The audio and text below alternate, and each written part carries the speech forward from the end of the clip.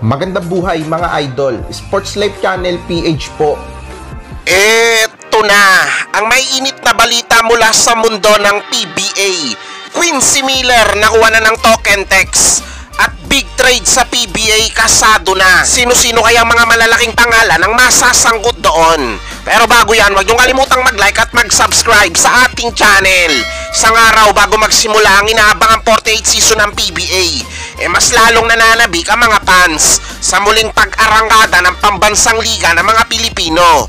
Para sa mga fans ng token text, kahit papano, may sasalo na sa pwestong babakantihin pansamantala ng kanilang mabangis na import na si Ronde Hollis Jefferson. Nakuha na nga po ng tropang giga ang first option nila bilang pamalit kay Jefferson na si Quincy Miller. Yan ay pagkatapos i-release ng mga taga-Converge itong si Miller. Kung matatandaan nyo kasi, nung nakaraang Commissioner's Cup, itong si Quincy Miller, ang noon naging import ng mga taga-Converge na may rules ang liga na nasa Converge pa rin ang right ni Miller. Pwede siyang maglaro sa ibang koponan.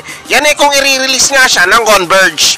Na sa araw nga na to, mukhang pinagbigyan ang kahilingan na yon ni Quincy Miller. Dahil pumayag na nga mga taga-Converge na i-release na nga siya, na agad naman siyang mapupunta bilang replacement import ng mga taga-token text. Ayon sa mga taga-Converge, kaya nila ni-release itong si Quincy Miller. Ang goal daw nila sa liga, para ma-challenge kung sino man at kung gaano kalakas ang makakatapat nila sa PBA. Kaya para sa mga taga-Converge, walang bagay. Kahit mas lumakas pa ang mga makakatapat nila dahil para sa kanila, doon talaga mas masusubukan ang tibay ng batang kupunan nila. Nga pala, yung pag-release kay Miller, may kasunod yan ay abangan nyo.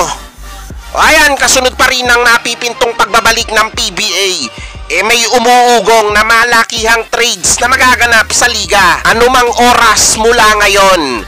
Ayon sa mga kilalang source sa liga, may kinakasang big trade sa PBA na pangungunahan niya ng MVP teams. Sabi ko nga sa inyo kanina, yung ginawang pag-release ng mga taga-Converge kay Quincy Miller, may malaking kasunod yon. Basta na lang ba papayag ang mga taga-Fiberxers na ganun-ganun na lang, na basta na lang nila papakawalan itong si Quincy Miller, na hindi man lang sila nakikinabang, diba? Ilan sa mga pangalan na binanggit na mga source, mga bigatin din.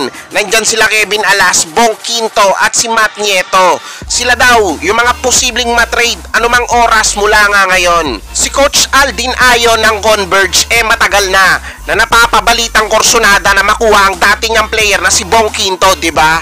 Habang ang token text naman nawala ng isang matinik na gwardya sa katauhan ni Mikey Williams. O ayan, abangan natin ang opisyal na big trades na yan. O kayo, may idea na ba kayo kung sino-sino ang kukuhanin ng mga kupunan na sinasabing papasok sa trades na yon? O i-comment nyo na yan sa ating comment section. Nga pala, may FB page tayo, Sports Life Channel PH ang pangalan. Pa-like and follow naman.